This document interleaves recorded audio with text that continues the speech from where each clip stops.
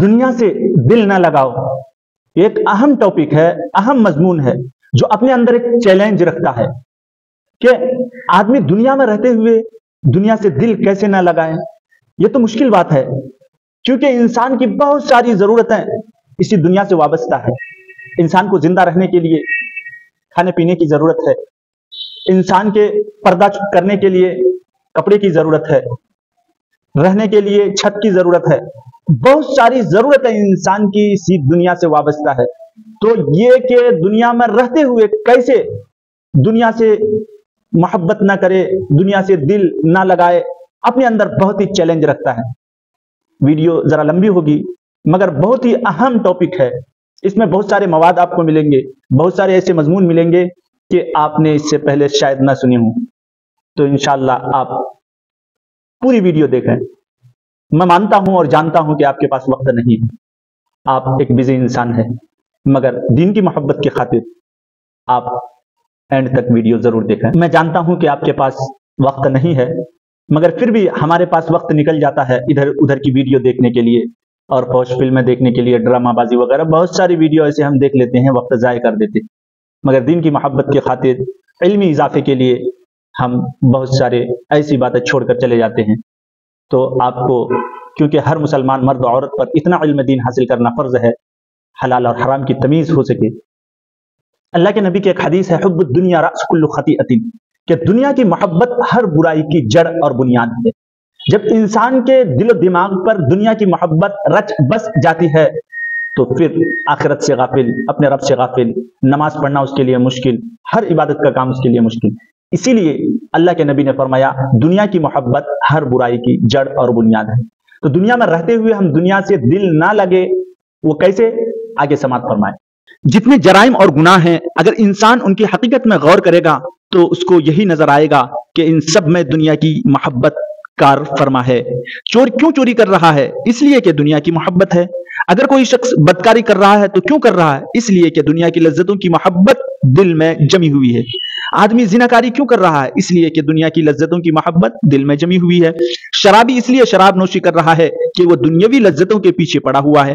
کسی بھی گناہ کو لے لیجئے، اس کے پیچھے دنیا کی محبت کار فرما نظر آئے گی، اور جب دنیا کی محبت دل میں سمائی ہوئی ہے تو پھر اللہ کی محبت کیسے داخل ہو سکتی ہے؟ میں ابو بکر کو اپنا محبوب بناتا۔ یہ دل اللہ تعالیٰ نے ایسا بنایا ہے کہ اس میں حقیقی محبت تو صرف ایک ہی کی سما سکتی ہے۔ ضرورت کے وقت تعلقات تو بہت سے لوگ سے قائم ہو جائیں گے لیکن حقیقی محبت ایک ہی کی سما سکتی ہے۔ جب ایک کی محبت آ گئی تو پھر دوسرے کی محبت اس درجہ میں نہیں آ سکے گی۔ اس واسطے حضور اکرم صلی اللہ علیہ وسلم نے حضرت ابو بکر صدیق رضی اللہ عنہ کے بارے میں فرمایا، لو کنت متخذا خلیلا لاتخذت ابا بکر خلیلا، اگر میں اس دنیا میں کسی کو اپنا محبوب بناتا تو ابو بکر کو بناتا۔ حضور اکرم صلی اللہ علیہ وسلم کو حضرت صدیق اکبر رضی اللہ عنہ سے اس درجہ تعلق تھا کہ دنیا میں ایسا تعلق کسی اور سے نہیں ہوا۔ یہاں تک کہ حضرت مجدد الفسانی رحمۃ اللہ علیہ فرماتے ہیں کہ حضرت صدیق اکبر رضی اللہ عنہ کی مثال حضور اکرم صلی اللہ علیہ وسلم کے سامنے ایسی ہے جیسے کہ ایک آئینہ حضور اکرم صلی اللہ علیہ وسلم کے سامنے رکھا جائے اور اس آئینے میں حضور اکرم صلی اللہ علیہ وسلم کا عکس نظر آئے اور پھر کہا جائے کہ یہ حضور اکرم صلی اللہ علیہ وسلم ہے، اور آئینے میں جو عکس ہے وہ صدیق اکبر رضی اللہ عنہ ہے۔ حضرت صدیق اکبر رضی اللہ عنہ کا یہ مقام تھا، لیکن اس کے باوجود آپ نے یہ نہیں فرمایا کہ میں ان کو اپنا محبوب بناتا ہوں، بلکہ یہ فرمایا اگر میں کسی کو اپنا محبوب بناتا تو ان کو بناتا، یعنی حضرت ابو بکر کو، لیکن میرے محبوب حقیقی تو اللہ تعالیٰ ہے، اور جب وہ محبوب بن گئے تو دوسرے کے ساتھ حقیقی محبت کے لیے دل میں جگہ نہ رہی۔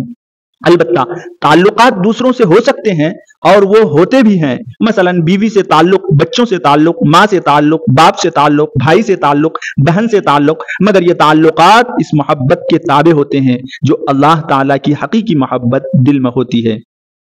دل میں صرف ایک کی محبت سما سکتی ہے، لہذا دل میں حقیقی محبت یا تو اللہ تعالیٰ کی ہوگی یا دنیا کی ہوگی، دونوں محبتیں ایک ساتھ جمع نہیں ہو سکتی۔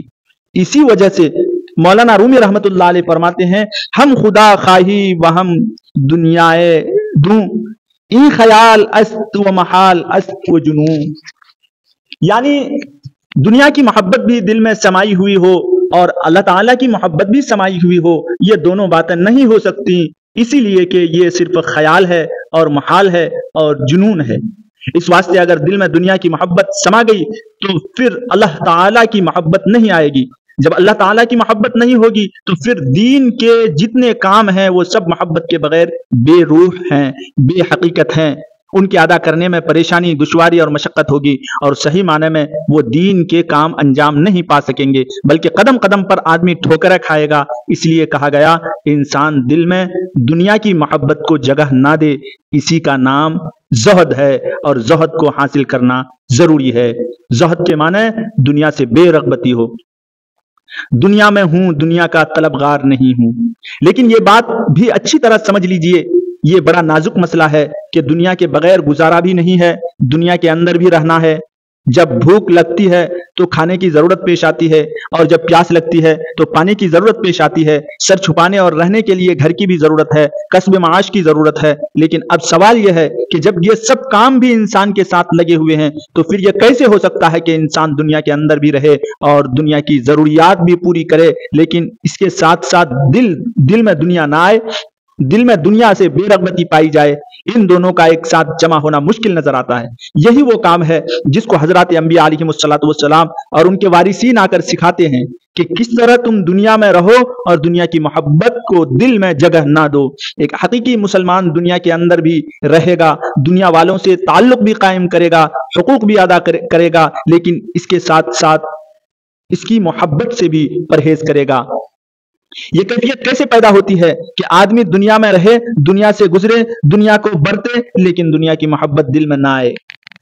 دنیا کی مثال، اسی بات کو مولانا رومی رحمت اللہ علیہ نے ایک مثال سے سمجھایا ہے اور بڑی پیاری مثال دی ہے۔ فرماتے ہیں کہ دنیا کے بغیر انسان کا گزارا بھی نہیں ہے، اسی لیے اس دنیا میں زندہ رہنے کے لیے بے شمار ضرورتیں انسان کے ساتھ لگی ہوئی ہیں، اور انسان کی مثال کشتی جیسی ہے اور دنیا کی مثال پانی جیسی ہے۔ جیسے پانی کے بغیر کشتی نہیں چل سکتی، اسی لیے کہ اگر کوئی شخص خشکی پر کشتی چلانا چاہے تو نہیں چلے گی، اسی طرح انسان کو زندہ رہنے کے لیے دنیا کی ضرورت ہے۔ انسان کو زندہ رہنے کے لیے پیسہ چاہیے، کھانا چاہیے، پانی چاہیے، مکان چاہیے، کپڑا چاہیے، اور ان سب چیزوں کی اس کو ضرورت ہے، اور یہ سب چیزیں دنیا ہے۔ لیکن جس طرح پانی کشتی کے لیے اس وقت تک فائدہ مند ہے جب تک کہ وہ پانی کشتی کے نیچے ہے اور اس کے دائیں طرف اور بائیں طرف ہے، اس کے آگے اور پیچھے ہے، وہ پانی اس کشتی کو چلائے گا۔ لیکن اگر وہ پانی دائیں بائیں کے بجائے کشتی کے اندر داخل ہو گیا تو وہ کشتی کو ڈبو دے گا، تباہ کر دے گا، اس پر سوار لوگ بھی ہلاک ہو جائیں گے۔ اسی طرح دنیا کے یہ اسباب اور دنیا کا یہ ساز و سامان جب تک تمہارے چاروں طرف ہے تو پھر کوئی ڈر نہیں ہے، اس لیے کہ یہ ساز و سامان تمہاری زندگی کی کشتی کو چلائے گا۔ لیکن جس دن دنیا کا یہ ساز و سامان تمہارے ارد گرد سے ہٹ کر تمہارے دل کی کشتی میں داخل ہو گیا، اس دن تمہیں ڈبو دے گا۔ یعنی جب تک پانی کشتی کے ارد گرد ہو تو وہ کشتی کو چلاتا ہے اور دھکا دیتا ہے، لیکن وہ پانی اگر کشتی کے اندر داخل ہو جاتا ہے تو وہ کشتی کو ڈبو دے گا۔ دو محبتیں جمع نہیں ہو سکتی، لہذا زہد اسی کا نام ہے کہ یہ دنیا تمہارے چاروں طرف اور ارد گرد رہے، لیکن اس کی محبت تمہارے دل میں داخل نہ ہو۔ اس لیے کہ اگر دنیا کی محبت دل میں داخل ہو گئی تو پھر اللہ کی محبت کے لیے دل میں جگہ نہ چھوڑے گی، اور اللہ کی محبت دنیا کی محبت کے ساتھ جمع نہیں ہو سکتی۔ یعنی جب مال و جاہ اور منصب کی محبت دل میں بھری ہوئی ہے تو پھر اس میں اللہ تعالیٰ کی محبت کیسے سما سکتی ہے؟ اسی لیے حکم یہ ہے کہ اس دنیا کی محبت کو دل سے نکال دو۔ دنیا کو نکالنا ضروری نہیں، دنیا کو ترک کرنا ضروری نہیں، لیکن دنیا کی محبت نکالنا ضروری ہے۔ اگر دنیا ہو لیکن بغیر محبت کی ہو تو وہ دنیا نقصان دہ نہیں۔ دنیا کی مثال بیت الخلا ہے۔ عام طور پر یہ بات سمجھ میں نہیں آتی کہ ایک طرف تو انسان اس دنیا کو ضروری بھی سمجھے اور اس کی اہمیت بھی ہو، لیکن دل میں اس کی محبت نہ ہو۔ اس بات کو ایک مثال سے سمجھ لیں۔ آپ جب ایک مکان بناتے ہیں تو اس مکان کے مختلف حصے ہوتے ہیں۔ ایک سونے کا کمرہ ہوتا ہے، ایک ملاقات کا کمرہ ہوتا ہے، ایک کھانے کا کمرہ ہوتا ہے، وغیرہ وغیرہ۔ اور اسی مکان میں آپ کے ایک بیت الخلا بھی بناتے ہیں، اور بیت الخلا کے بغیر وہ مکان نامکمل ہے۔ اگر ایک مکان بڑا شاندار بنا ہوا ہے، کمرے اچھے ہیں، بیڈ روم بڑا اچھا ہے، ड्राइंग रूम बहुत आला है, खाने का कमरा अच्छा है और पूरे घर में बड़ा शानदार और कीमती किस्म का फर्नीचर लगा हुआ है, मगर इसमें बैतुल खला नहीं है। बताइए कि वो मकान मुकम्मल है या अधूरा है? जाहिर है कि वो मकान नाकिस है, अधूरा है, इसलिए कि बैतुल खला के बगैर कोई मकान मुकम्मल नहीं हो सकता। लेकिन ये बताइए कि क्या कोई इंसान ऐसा होगा कि उसका दिल बैतुल खला से इस तरह अटका हुआ हो कि हर वक्त उसके दिमाग में यही ख्याल रहे कि कब मैं बैतुल खला जाऊंगा और कब मैं उसमें बैठूंगा और किस तरह बैठूंगा और कितनी देर बैठूंगा और कब वापस निकलूंगा? हर वक्त उसके दिलो दिमाग पर बैतुल खला छाया हुआ हो। जाहिर है कि कोई इंसान भी बैतुल खला को अपने दिलो दिमाग पर इस तरह सवार नहीं करेगा और कभी उसको अपने दिल में जगह नहीं देगा। अगरचे वो जानता है कि बैतुल खला जरूरी चीज है, इसके बगैर चाराकार नहीं, लेकिन इसके बावजूद वो इसके बारे में हर वक्त ये नहीं सोचेगा कि मैं बैतुल खला को किस तरह आरास्ता करूंगा और आरामदह बनाऊंगा, इसलिए कि इस बैतुल खला की मोहब्बत दिल में नहीं है। दुनिया की जिंदगी धोखे में न डाले। दीन की तालीम भी दर हकीकत यह है कि ये सारे माल व असबाब का भी यह हाल है कि वो सब जरूरी तो हैं और ऐसे ही जरूरी हैं जैसे बैतुल खला जरूरी होता है, लेकिन इसकी फिक्र, इसकी मोहब्बत, इसका ख्याल दिलो दिमाग पर सवार न हो जाए। बस दुनिया की हकीकत यह है। इसलिए बुजुर्गों ने फरमाया कि इस बात का इस्तिहजार बार बार करे कि इस दुनिया की हकीकत क्या है। ये आयत जो अभी मैंने आपके सामने तिलावत की, इसमें अल्लाह जल्ल शानहू ने फरमाया, या युहन्नास इन्ना वादल्लाहि हक़ फला तगुर्रन्नकुमुल हयातुद दुनिया वला यगुर्रन्नकुम बिल्लाहिल गरूर। हे लोगो, अल्लाह का वादा सच्चा है। क्या वादा है? वो वादा ये है कि एक दिन मरोगे और उसके सामने पेशी होगी और फिर तमाम अमाल का जवाब देना होगा। लिहाजा दुनियावी जिंदगी तुम्हें हरगिज धोखे में न डाले और वो धोखाबाज यानी शैतान तुम्हें अल्लाह से धोखे में न डाले। शरीयत की तालीम यह है कि दुनिया में रहो मगर इससे धोखा ना खाओ, इसलिए कि ये दारुल इम्तिहान है जिसमें बहुत से मनाजिर ऐसे हैं जो इंसान का दिल लुभाते हैं और अपनी तरफ मुतवज्जे करते हैं। इसलिए इन दिल लुभाने वाले मनाजिर की मोहब्बत को खातिर में ना लाओ, दिल में ना लाओ। अगर दुनिया का साजो सामान जमा हो भी गया तो कुछ हर्ज नहीं, बशर्ते कि दिल उसके साथ अटका हुआ ना हो। शेख फरीदुद्दीन अत्तार रहमतुल्लाह अलैह का वाक़या आप सुने। बाज बंदे ऐसे होते हैं कि अल्लाह ताला उनको अपनी तरफ खींचने के लिए कुछ लतीफ कुव्वतें उनके पास भेज देते हैं और उन लतीफ कुव्वतों के भेजने का मकसद यह होता है कि उस बंदे को दुनिया की मोहब्बत से निकाल कर अपनी मोहब्बत की तरफ बुलाया जाए। हजरत शेख फरीदुद्दीन अत्तार रहमतुल्लाहि अलैह जो मशहूर बुजुर्ग गुजरे हैं, उनका वाक़या मैंने अपने वालिद माजिद हजरत मुफ्ती मोहम्मद शफी साहब क़द्दसल्लाहु सिर्रहू से सुना। फरमाया, शेख फरीदुद्दीन अत्तार यूनानी दवाओं और अतर के बहुत बड़े ताजिर थे और इसी वजह से उनको अत्तार कहा जाता है। दवाओं और अतर की बहुत बड़ी दुकान थी, कारोबार बहुत फैला हुआ था और उस वक्त वो एक आम किस्म के दुनियादार ताजिर थे। एक दिन दुकान पर बैठे हुए थे और दुकान दवाओं और अतर की शीशियों से भरी हुई थी। इतने में एक मजजूब किस्म का दुर्वेश और आदमी दुकान पर आ गया और दुकान में दाखिल हो गया और खड़ा होकर पूरी दुकान में कभी ऊपर से नीचे की तरफ देखता और कभी दाएं से बाएं तरफ देखता और दवाओं का मुआयना करता रहा। कभी एक शीशी को देखता, कभी दूसरी शीशी को देखता। जब काफी देर इस तरह देखते हुए गुजर गई तो शेख फरीदुद्दीन ने उससे पूछा, तुम क्या देख रहे हो, क्या चीज तलाश कर रहे हो? उस दुर्वेश ने जवाब दिया, बस वैसे ही ये शीशियां देख रहा हूँ। शेख फरीदुद्दीन ने पूछा, तुम्हें कुछ खरीदना भी है? उसने जवाब दिया कि नहीं, मुझे कुछ खरीदना तो नहीं है, बस वैसे ही देख रहा हूँ। और फिर इधर उधर अलमारी में रखी शीशियों की तरफ नजर दौड़ाता रहा और बार बार देखता रहा। फिर शेख फरीदुद्दीन ने पूछा, भाई आखिर तुम क्या देख रहे हो? उस दुर्वेश ने कहा, मैं असल में ये देख रहा हूँ, जब आप मरेंगे तो आपकी जान कैसे निकलेगी, इसलिए कि आपने यहाँ इतनी सारी शीशियां रखी हुई हैं। जब आप मरने लगेंगे और आपकी रूह निकलेगी तो उस वक्त आपकी रूह कभी एक शीशी में दाखिल हो जाएगी, कभी दूसरी शीशी में दाखिल हो जाएगी और उसको बाहर निकलने का रास्ता कैसे मिलेगा? अब जाहिर है कि शेख फरीदुद्दीन अत्तार उस वक्त चूंकि एक दुनियादार ताजिर थे, ये बातें सुनकर गुस्सा आ गया और उससे कहा, तू मेरी जान की फिक्र कर रहा है, तेरी जान कैसे निकलेगी? जैसे तेरी जान निकलेगी वैसे मेरी भी निकल जाएगी। उस दुर्वेश ने जवाब दिया, मेरी जान निकलने में क्या परेशानी है, اس لیے کہ میرے پاس تو کچھ بھی نہیں، نہ میرے پاس تجارت ہے، نہ دکان ہے، اور نہ شیشیاں ہیں، نہ ساز و سامان ہے، میری جان تو اس طرح نکلے گی۔ بس اتنا کہہ کر وہ درویش دکان کے باہر نیچے زمین پر لیٹ گیا اور کلمہ شہادت اشہد ان لا الہ الا اللہ و اشہد ان محمد رسول اللہ کہا اور روح پرواز ہو گئی۔ بس یہ واقعہ دیکھنا تھا کہ شیخ فرید الدین عطار رحمۃ اللہ علیہ کے دل پر ایک چوٹ لگی کہ واقعتاً میں تو دن رات اسی دنیا کے کاروبار میں منہمک ہوں اور اسی میں لگا ہوا ہوں، اللہ تعالیٰ کی طرف دھیان نہیں ہے، اور یہ ایک اللہ کا بندہ سیر طریقے پر اللہ تعالیٰ کی بارگاہ میں چلا گیا۔ بہرحال یہ اللہ تعالیٰ کی طرف سے ایک لطیفہ غیبی تھا جو ان کی ہدایت کا سبب بن گیا۔ بس اسی دن اپنا سب کاروبار چھوڑ کر دوسروں کے حوالے کیا، اللہ تعالیٰ نے ہدایت دی اور اسی راستے پر لگ کر اتنے بڑے شیخ بن گئے کہ دنیا کی ہدایت کا سامان بن گئے۔ حضرت ابراہیم بن ادہم رحمۃ اللہ علیہ کا واقعہ۔ شیخ ابراہیم بن ادہم رحمۃ اللہ علیہ ایک علاقے کے بادشاہ تھے۔ رات کو دیکھا کہ ان کے محل کی چھت پر ایک آدمی ٹہل رہا ہے، یہ سمجھے کہ شاید یہ کوئی چور ہے اور چوری کی نیت سے یہاں آیا ہے۔ پکڑ کر اس سے پوچھا کہ تم اس وقت یہاں کہاں سے آ گئے، کیا کر رہے ہو؟ وہ شخص کہنے لگا اصل میں میرا ایک اونٹ گم ہو گیا ہے، اونٹ تلاش کر رہا ہوں۔ حضرت ابراہیم بن ادہم رحمۃ اللہ علیہ نے فرمایا تمہارا دماغ صحیح ہے، اونٹ کہاں اور محل کی چھت کہاں؟ اگر تیرا اونٹ گم ہو گیا ہے تو پھر جنگل میں جا کر تلاش کر، یہاں محل کی چھت پر اونٹ تلاش کرنا بڑی حماقت، تم احمق انسان ہو۔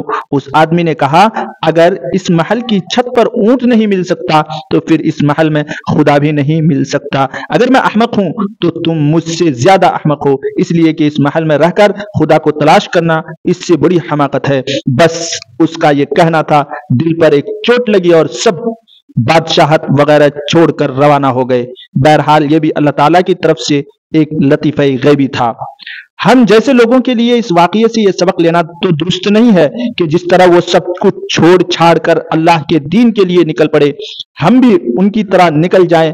ہم جیسے کم ظرف لوگوں کے لیے طریقہ اختیار کرنا مناسب نہیں، لیکن اس واقعے سے جو بات سبق لینے کی ہے وہ یہ ہے کہ اگر انسان کا دل دنیا کے ساز و سامان میں، دنیا کے راحت و آرام میں اٹکا ہوا ہو اور صبح سے شام تک دنیا حاصل کرنے کی دوڑ دھوپ میں لگا ہوا ہو، ایسے دل میں اللہ کی محبت نہیں آتی۔ البتہ جب اللہ تعالیٰ کی محبت دل میں آ جاتی ہے تو دنیا کا یہ ساز و سامان انسان کے پاس ضرور ہوتا ہے، لیکن دل اس کے ساتھ اٹکا نہیں ہوتا۔ دنیا کی مثال سائے کے ہے۔ کسی شخص نے دنیا کی بڑی اچھی مثال دی ہے، فرمایا دنیا کی مثال ایسی ہے جیسے انسان کا سایہ۔ اگر کوئی شخص چاہے کہ میں اپنے سائے کا تعاقب کروں، اس کے پیچھے بھاگوں اور اس کو پکڑ لوں، تو نتیجہ یہ ہوگا کہ وہ اپنے سائے کے پیچھے جتنا دوڑے گا وہ سایہ اور آگے دوڑتا چلا جائے گا، کبھی اس کو پکڑ نہیں سکے گا۔ لیکن اگر انسان اپنے سائے سے منہ موڑ کر اس کی مخالف سمت میں دوڑنا شروع کر دے تو پھر سایہ اس کے پیچھے پیچھے آئے گا۔ اللہ تعالیٰ نے دنیا کو بھی ایسا ہی بنایا ہے کہ اگر دنیا کے طالب بن کر اور اس کی محبت دل میں لے کر اس کے پیچھے بھاگو گے تو وہ دنیا تم سے آگے آگے بھاگے گی، تم کبھی اس کو پکڑ نہیں سکو گے۔ لیکن جس دن ایک مرتبہ تم نے اس کی طلب سے منہ موڑ لیا تو پھر دیکھو گے اللہ تعالیٰ کو اس کو کس طرح ذلیل کر کے لاتے ہیں۔ بے شمار مثالیں ایسی ہوئی ہیں کہ دنیا اس کے پاس آتی ہے اور وہ اس کو ٹھوکر مار دیتا ہے، لیکن وہ دنیا پھر بھی پاؤں میں پڑتی ہے۔ اس کے لیے ایک مرتبہ سچے دل سے اس دنیا کی طلب سے منہ موڑنا ضروری ہے، اور یہ بات دنیا کی حقیقت سمجھنے سے حاصل ہوتی ہے، اور دنیا کی حقیقت حضور اکرم صلی اللہ علیہ وسلم نے ان احادیث میں بیان فرما دی۔ ان احادیث کو پڑھ کر دنیا کی محبت دل سے نکالنے کی فکر کرنی چاہیے۔ حضرت عبد الرحمن ابن عوف انصاری رضی اللہ عنہ فرماتے ہیں کہ حضور اکرم صلی اللہ علیہ وسلم نے حضرت عبیدہ ابن الجراح رضی اللہ عنہ کو بحرین کا گورنر بنا کر بھیجا اور ان کو یہ کام بھی سپرد کیا کہ وہاں کے کفار اور مشرکین پر جو جزیہ اور ٹیکس واجب ہے وہ ان سے وصول کر کے لایا کریں۔ چنانچہ ایک مرتبہ یہ بحرین کے ٹیکس اور جزیہ کا مال لے کر مدینہ طیبہ حاضر ہوئے۔ وہ مال نقدی کی شکل میں بھی ہوتا تھا، کپڑے کی شکل میں بھی ہوتا تھا۔ حضور اکرم صلی اللہ علیہ وسلم کا معمول یہ تھا کہ وہ جزیہ کا مال صحابہ کرام کے درمیان تقسیم فرما دیا کرتے تھے۔ چنانچہ جب کچھ انصاری صحابہ رضوان اللہ علیہم اجمعین کو پتہ چلا کہ حضرت عبیدہ رضی اللہ عبیدہ رضی اللہ عنہ بحرین سے مال لائے ہیں تو وہ انصاری صحابہ رضوان اللہ علیہم اجمعین فجر کی نماز میں مسجد نبوی میں حاضر ہو گئے۔ حضور اکرم صلی اللہ علیہ وسلم فجر کی نماز سے فارغ ہو کر واپس گھر کی طرف تشریف لے جانے لگے تو وہ انصاری صحابہ رضی اللہ عنہم حضور اکرم صلی اللہ علیہ وسلم کے سامنے آ گئے اور زبان سے کچھ نہیں کہا۔ سامنے آنے کا مقصد یہ تھا کہ جو مال بحرین سے آیا ہوا ہے وہ ہمارے درمیان تقسیم فرما دیں۔ یہ وہ زمانہ تھا جس میں صحابہ رضوان اللہ علیہم اجمعین تنگ دستی کی انتہا کو پہنچے ہوئے تھے، کئی وقتوں کے فاقے گزرتے تھے، پہننے کو کپڑا موجود نہیں تھا، انتہائی تنگی کا زمانہ تھا۔ جب حضور اکرم صلی اللہ علیہ وسلم نے ان صحابہ کو دیکھا کہ اس طرح سامنے آ گئے ہیں تو آپ نے تبسم فرمایا اور سمجھ گئے کہ یہ حضرات اس مال کی تقسیم کا مطالبہ کر رہے ہیں۔ پھر آپ صلی اللہ علیہ وسلم نے ان سے فرمایا، میرے خیال میں تم کو یہ معلوم ہو گیا کہ عبیدہ ابن جراح بحرین سے کچھ سامان لے کر آئے ہیں۔ انہوں نے جواب دیا کہ جی ہاں یا رسول اللہ۔ حضور اکرم صلی اللہ علیہ وسلم نے پہلے تو ان سے یہ فرمایا کہ خوشخبری سن لو کہ تمہیں خوش کرنے والی چیز ملنے والی ہے، وہ مال تمہیں مل جائے گا۔ لیکن آپ صلی اللہ علیہ وسلم نے یہ محسوس فرمایا کہ صحابہ کرام کا اس طرح آنا اور اپنے آپ کو اس کام کے لیے پیش کرنا اور اس بات کا انتظار کرنا کہ یہ مال ہمیں ملنے والا ہے، یہ عمل کہیں ان کے دل میں دنیا کی محبت پیدا نہ کر دے، اس لیے آپ نے ان کو خوشخبری سنانے کے فوراً بعد فرمایا، فواللہ ما الفقر اخشى علیکم ولکنی اخشى ان تبسط الدنیا علیکم کما بسطت على من كان قبلكم فتنافسوها كما تنافسوها فتهلكهم كما اهلكتهم۔ خدا کی قسم مجھے تمہارے اوپر فقر و فاقے کا اندیشہ نہیں ہے، یعنی اس بات کا اندیشہ نہیں ہے کہ تمہارے اوپر فقر و فاقہ گزرے گا اور تم تنگ عیشی کے اندر مبتلا ہو جاؤ گے، مشقت اور پریشانی ہوگی، اس لیے کہ اب تو ایسا زمانہ آنے والا ہے کہ انشاءاللہ مسلمانوں میں کشادگی اور فراخی ہو جائے گی۔ حقیقت یہ ہے کہ امت کے حصے کا سارا فقر و فاقہ خود حضور اکرم صلی اللہ علیہ وسلم جھیل گئے۔ چنانچہ حضرت عائشہ رضی اللہ عنہا فرماتی ہیں، 3 مہینے تک ہمارے گھر میں آگ نہیں جلتی تھی اور اس وقت ہمارا کھانا صرف 2 چیزوں پر مشتمل ہوتا تھا، ایک کھجور اور دوسرا پانی، اور سرکار دو عالم صلی اللہ علیہ وسلم نے کبھی 2 وقت پیٹ بھر کر روٹی تناول نہیں فرمائی۔ گندم تو میسر ہی نہیں تھا، جو کی روٹی کا یہ حال تھا، لہذا فقر و فاقہ تو خود سرکار دو عالم صلی اللہ علیہ وسلم جھیل گئے۔ ایک اور روایت میں آتا ہے کہ ایک مرتبہ حضور اکرم صلی اللہ علیہ وسلم تشریف فرما تھے کہ آپ صلی اللہ علیہ وسلم نے صحابہ کرام سے فرمایا، اس وقت تمہارا کیا حال ہوگا جب تمہارے نیچے قالین بچھے ہوئے ہوں گے۔ صحابہ رضوان اللہ علیہم اجمعین کو حضور کی اس بات پر بہت تعجب ہوا کہ قالین تو بہت دور کی بات ہے، ہمیں تو بیٹھنے کے لیے کھجور کے پتوں کی چٹائی بھی میسر نہیں ہے، ننگے فرش پر سونا پڑتا ہے، لہذا قالین کہاں اور ہم کہاں۔ چنانچہ حضور صلی اللہ علیہ وسلم سے سوال کیا، یا رسول اللہ انا لنا الانمار قال انها ستكون، قالین ہمارے پاس کہاں سے آئیں گے؟ حضور صلی اللہ علیہ وسلم نے جواب میں فرمایا، اگرچہ آج تو تمہارے پاس قالین نہیں ہے، لیکن وہ وقت آنے والا ہے جب تمہارے پاس قالین ہوں گے۔ اس لیے حضور صلی اللہ علیہ وسلم نے فرمایا، مجھے تم پر فقر کا اندیشہ نہیں ہے، لیکن مجھے اس وقت کا ڈر ہے جب تمہارے نیچے قالین بچھی ہوئی ہوں گی اور دنیاوی ساز و سامان کی ریل پیل ہوگی اور تمہارے چاروں طرف دنیا پھیلی ہوئی ہوگی، اس وقت تو تم کہیں اللہ تعالیٰ کو فراموش نہ کر دو اور اس وقت تم پر کہیں دنیا غالب نہ آ جائے۔ ایک حدیث میں حضور اکرم صلی اللہ علیہ وسلم نے فرمایا، لو کانت الدنیا تعدل عند اللہ جناح بعوضۃ ما سقى کافرا منها شربتن، یعنی اگر اس دنیا کی حقیقت اللہ تعالیٰ کے نزدیک مچھر کے ایک پر کے برابر بھی ہوتی تو کسی کافر کو دنیا سے پانی کا ایک گھونٹ بھی نہ دیا جاتا، لیکن تم دیکھ رہے ہو کہ دنیا کی دولت کافروں کو خوب مل رہی ہے اور وہ خوب مزے اڑا رہے ہیں، باوجود یہ کہ وہ لوگ اللہ تعالیٰ کی نافرمانی کر رہے ہیں، اللہ تعالیٰ کے خلاف بغاوت کر رہے ہیں، مگر پھر بھی دنیا ان کو ملی ہوئی ہے، اس لیے کہ یہ دنیا اللہ کے نزدیک بے حقیقت ہے۔ پوری دنیا کی حیثیت مچھر کے ایک پر کے برابر بھی نہیں ہے، اگر اس کی حیثیت مچھر کے پر کے برابر بھی ہوتی تو کافروں کو ایک گھونٹ پانی بھی نہ دیا جاتا۔ اور آخرت چونکہ اللہ کے نزدیک بھی اس کی حقیقت ہے، مسلمان کے نزدیک بھی اس کی حقیقت ہے، اس لیے آخرت کی نعمتیں کافروں کو نہیں ملنے والی ہے۔ اللہ تعالی عمل کی توفیق عطا فرما۔